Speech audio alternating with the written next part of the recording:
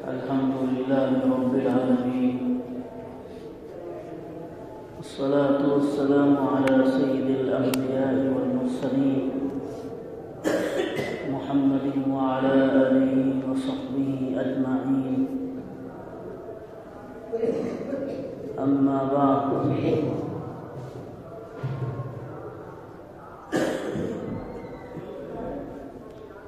فقد قال الله تبارك وتعالى في القرآن المجيد والفرقان الحميد: أعوذ بالله من الشيطان الرجيم، بسم الله الرحمن الرحيم.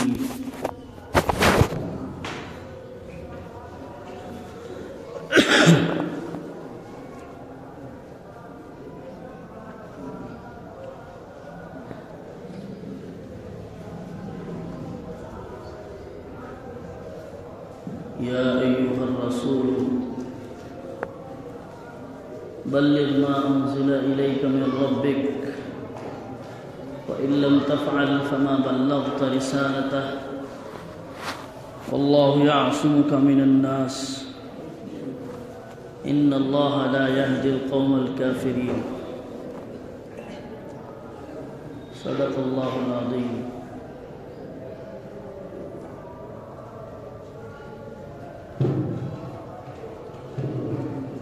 محترم بزرگوں، دینی اور ایمانی بھائیوں،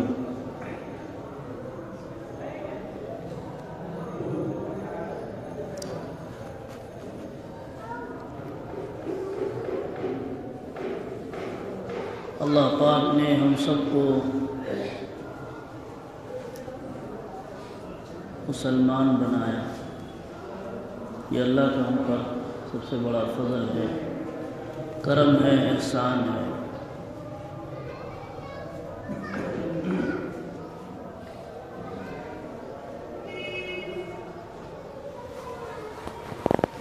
اور اللہ نے پھر ہم سب کو دنیا میں آنے کا مقصد بھی بتایا ہے کہ دنیا میں ہم نے انسانوں کو پیدا اس لیے کیا ہے تاکہ وہ ہماری عبادت کرے، اطاعت کرے.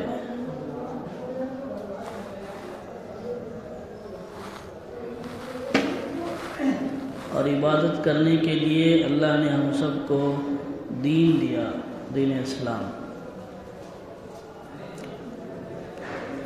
اب جو دین اسلام پر چلے گا وہ کامیاب ہوگا، اور جو نہیں چلے گا وہ ناکام ہوگا. تو دین اسلام پر چلنا کیسا ہے، کیسے دین اسلام پر چلیں گے، اس کو ہم تھوڑا سا ہم کو سمجھنا چاہیے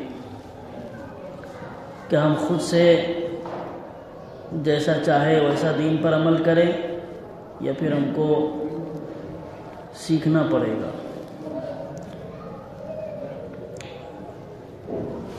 تو ظاہر ہے اگر ہم خود سے کرنا شروع کریں گے تو ہم گمراہ ہو جائیں گے، راستے سے بھٹک جائیں گے.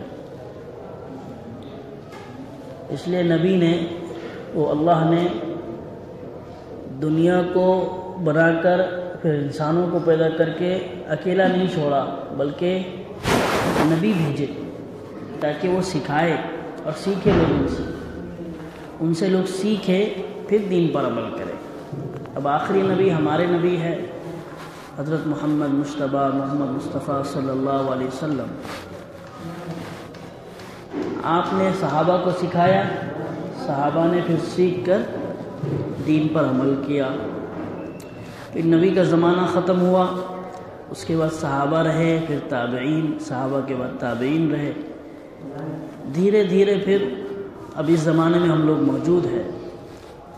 تو اب ہمارے لیے بھی ضروری ہے کہ ہم دین سیکھیں، کیونکہ بغیر دین سیکھے ہم عمل نہیں کر سکتے. اگر کریں گے تو گمراہ ہو جائیں گے. دنیا کی کوئی چیز بغیر سیکھے آدمی نہیں کرتا. اگر اس کو معمولی تجارت بھی کرنا ہو تو پہلے وہ کسی ماسٹر کے پاس جائے گا، سیکھے گا، پھر اپنی ٹیلر کی دکان کھولے گا، پھر اپنی گیریج کھولے گا۔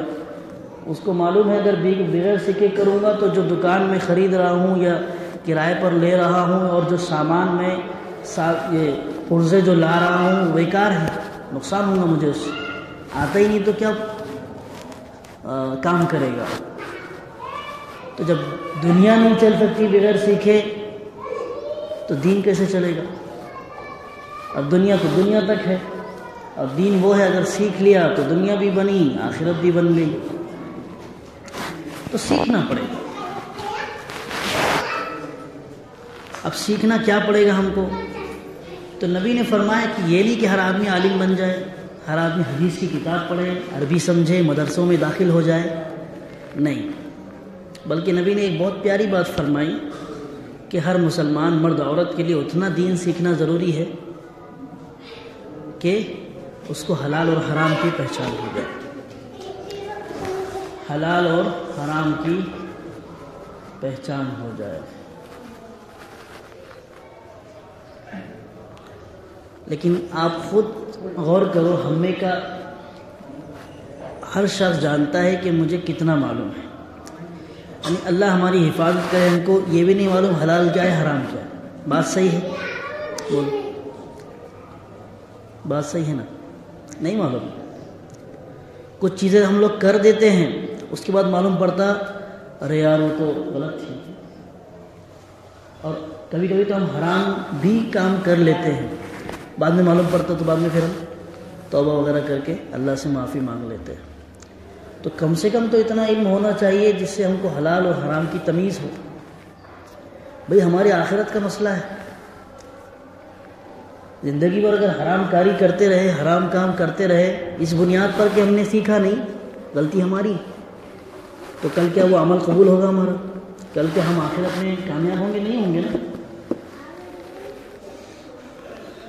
تو یہ نہ میرے کو کسی اور سے لینا دینا ہے، نہ کسی اور کو مجھ سے لینا دینا ہے۔ اگر مجھے میری آخرت بنانا ہے تو مجھے ہی سیکھنا پڑے گا، آپ کو بنانا ہے تو آپ کو ہی سیکھنا پڑے گا۔ جب باپ کی کمائی ہوئی نیکیوں سے بیٹا جنت میں داخل نہیں ہو سکتا تو پھر اوروں کی بات کیا کریں ہم؟ اور کیا ہم کو نیکیاں دیں گے؟ کل تو یہ حال ہوگا کہ نفسا نفسی ہوگی، ہر آدمی چاہے گا کہ میں بچ جاؤں، میں کامیاب ہو جاؤں، ہر آدمی چاہے۔ یہاں تک کہ اتنی بڑی بات، اے بچوں کون ہے؟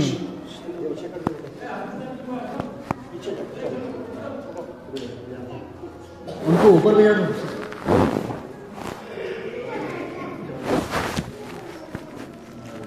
ان کے ابا ہے کیا کوئی؟ ابا یہاں پر نہیں ہے، ان سے ہے ابا؟ جی جی،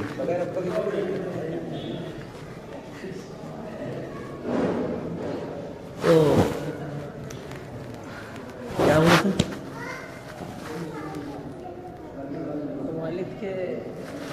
جی، تو نفسا نفسی ہوگی، اتنی بڑی بات ارشاد فرمائی کہ نبی خود کہیں گے کہ میں بچ جاؤں تو بس نیا پار ہے۔ ایک حدیث ہے پوری لمبی چوڑی، اس میں نبی نے فرمایا نفسی نفسی، میری جان میری جان۔ نبی خود، صرف ایک نبی ہوں گے جو کہیں گے یا ربی امتی یا ربی امتی، وہ ہمارے نبی ہیں۔ تو جب نبی خود ہوں گے اپنی جان کو بچانے کے لیے، وہ خود کہیں گے میری جان بچ جائے، تو ہم تم کون؟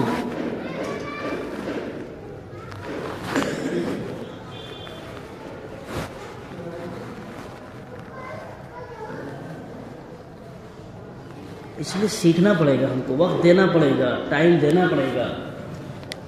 اب سیکھنا کیا ہے؟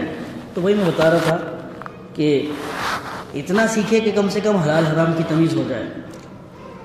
سب سے پہلے تو نماز ہے کہ بھئی نماز ہم وہ 5 ٹائم پڑھتے ہیں اور ہر دن پڑھنا ہے۔ زکوٰۃ تو سال میں ایک بار ہے، حج زندگی میں ایک بار ہے، لیکن نماز تو روز ہے۔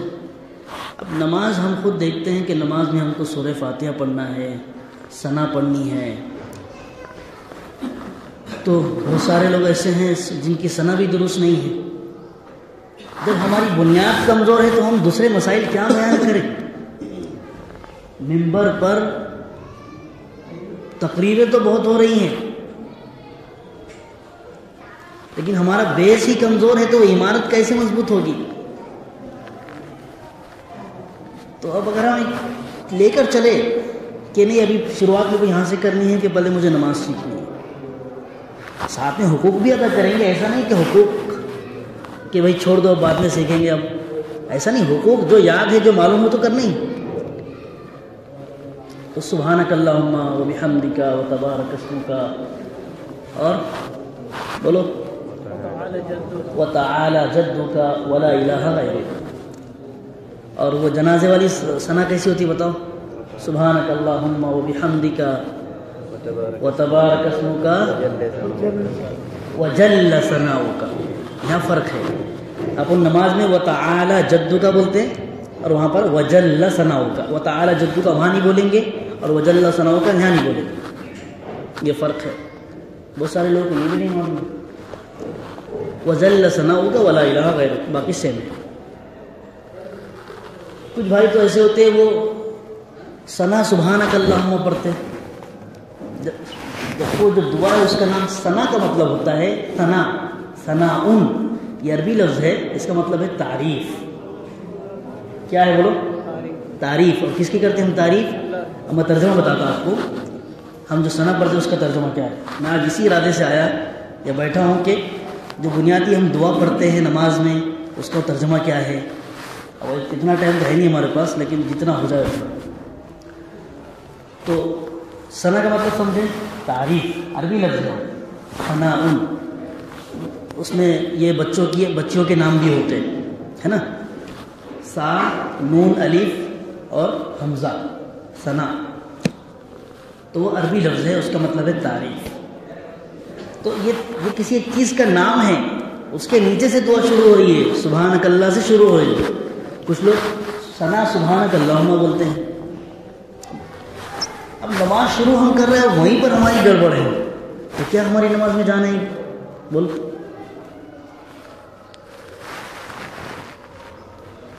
تو ترجمہ سمجھتے ہیں ہم، پہلے ایک مرتبہ پھر پڑھتا ہوں میں اس کو۔ ثنا کیا ہے؟ ثنا مطلب تعریف۔ اب تعریف کس کی ہو رہی ہے؟ اللہ کی تعریف ہو رہی ہے اس میں، اس لیے اس کا نام ثنا بولے ہوئے۔ سبحانک اللہم و بحمدک و تبارک اسمک و تعالی جدک ولا الہ غیرک۔ اب پوری کی پوری اس میں اللہ ہی کی تعریف ہے۔ سبحانک اللہم، اے اللہ تیری ذات پاک ہے، و بحمدک، تیری ہی تعریف ہے، تو قابل تعریف ہے، تو ہی تعریف کے لائق ہے۔ اس کے آگے وتبارک اسمک، اور تیرا نام بڑی برکت والا ہے، یہ مطلب ہے وتبارک اسمک، تیرا نام بڑی ہے کہ نہیں؟ اللہ کا نام بسم اللہ بولتے کہ نہیں؟ جب بسم اللہ بولے وہاں برکت ہوتی کہ نہیں ہوتی؟ وہی مطلب ہے، اس لیے بولتے بسم اللہ پڑھو ہر کام میں، نیک کام میں تو برکت ہوگی۔ وتبارک اسمک وتعالی جدک، اور تیری بزرگی بہت ہے، تو بہت بزرگ ہے، تو بہت بزرگی والا ہے، شرافت والا ہے۔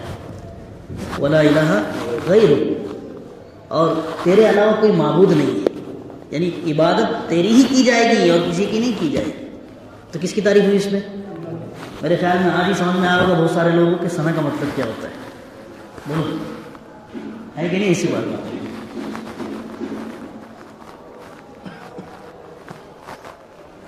پھر سنو ترجمہ۔ سبحانک اللہم، اللہ تیری ذات پاک ہے، و بحمدک، تو قابل تعریف ہے، تو تعریف کے لائق ہے، تیری ہی تعریف ہے۔ وتعالی جدک و تبارک اسمک، اور تیرا نام بہت برکت والا ہے۔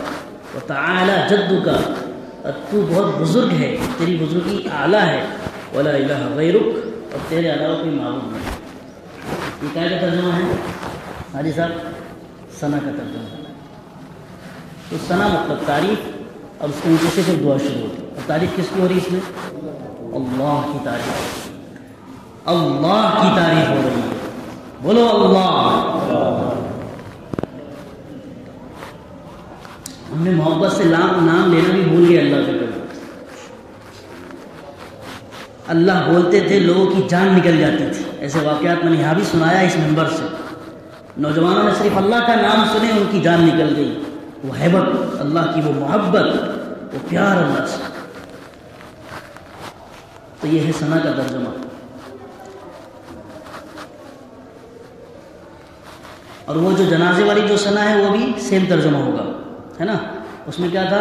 سبحانک اللہم و بحمدک و تبارک اسمک، بولو، وجل ثناؤک. تو اس میں بھی وہ جل ثناؤک، تیری تعریف بہت زیادہ ہے، اس کا مطلب بھی وہی ہے.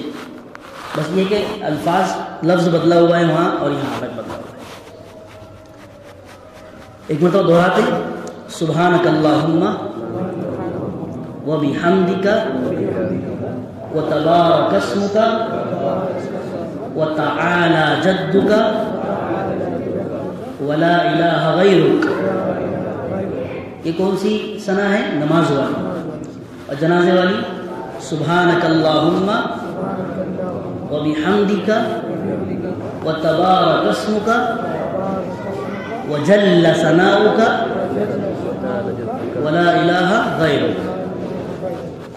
ٹھیک ہے. تو یہ دو ثنا ہے، ہم کو یاد ہونا چاہیے کیونکہ نماز یہیں سے ہماری کیا ہو رہی ہے؟ شروع ہو رہی ہے.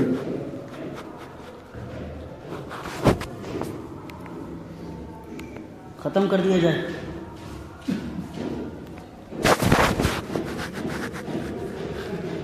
ایک دعا کا ترجمہ بتا کے پھر میں ختم کرتا ہوں تاکہ کم سے کم ایک دعا ہماری ہو جائے. وہ دعا ہم بار بار سنتے ہیں، ربنا آتنا فی الدنیا حسنہ وفی الآخرۃ حسنہ وقنا عذاب النار. یہ دعا ہم کئی سالوں سے سن رہے ہیں. اور نماز کے بعد جو دعا کرتے ہیں امام صاحب، ہر مسجد میں آپ نے دیکھا ہوگا وہ. تو ایک سوال یہ بھی ذہن میں آ سکتا ہے کہ یہی کیوں پڑھتے ہیں؟ کہ امام صاحب کو دوسری دعا یاد نہیں رہتی؟ یہ بھی آ سکتا ہے نا سوال. تو ایسا نہیں ہے، دعائیں بہت ہیں، لیکن کچھ دعاؤں کا ورد اللہ کے نبی زیادہ کرتے تھے. ان میں ایک دعا یہ بھی ہے. سمجھ رہی ہیں؟ بہت ساری دعائیں اللہ کے نبی نے سکھائے ہمارے، لیکن کچھ دعائیں اللہ کے نبی زیادہ کرتے تھے. اس میں ایک دعا یہ بھی ہے، اس لیے پھر علماء بھی اس کو کرتے ہیں. تو ہم فجر میں آپ نے دیکھا ہوگا ہماری اس مسجد میں، فجر میں ہم بہت زیادہ دعا کرتے ہیں، لمبی دعا کرتے ہیں. اس میں بہت ساری دعائیں آتی ہیں، ایک آتی کہ نہیں آتی. لیکن جس نماز میں وقت کم ہوتا ہے تو ہم لوگ مختصر دعا کرتے ہیں، لیکن اس میں یہ ضرور کرتے ہیں. اب ایسا بھی نہیں کہ ہر جو نہیں کرے گا وہ قابل گرفت ہوگا، اس کو پکڑا جائے گا یا وہ کہیں گے امام کو یہ نہیں کرنا، ایسا بھی نہیں ہے. لیکن جو کرے تو بہتر ہے، نہ کرے تو کوئی اس کی بات نہیں ہے، پکڑ کی بات نہیں. تو ترجمہ دیکھتے ہیں. ربنا، اے ہمارے پروردگار. آپ اور سے سنا ترجمہ کہ نبی نے کیسی دعا ہم کو سکھائی ہے، کیا کیا آ گیا اس میں. ربنا، اے ہمارے پروردگار. آتنا فی الدنیا حسنہ، ہم کو عطا فرما دنیا میں بھلائی، دنیا میں ہمیں بھلائی عطا فرما. وفی الآخرۃ حسنہ، اور آخرت میں بھلائی عطا فرما. وقنا عذاب النار، اور ہمیں جہنم کے عذاب سے محفوظ فرما، جہنم کے عذاب سے محفوظ فرما. اب آپ غور کیجئے کہ دنیا کی بات بھی اللہ کے نبی نے بول دیے، آخرت کی بھی بول دیے، اور جہنم کے عذاب سے حفاظت بھی مانگ لی. تینوں چیزیں آ گئی.